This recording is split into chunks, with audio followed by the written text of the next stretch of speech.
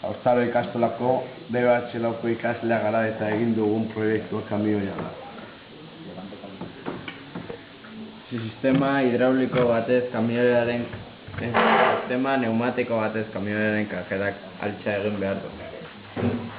Erabili ditugun materialak egurra, hiru balbula, erraukorrak, depositua, efektu bikoitzeko bi zilindro, pompa, plastikozko tutuak eta barilla izan dira.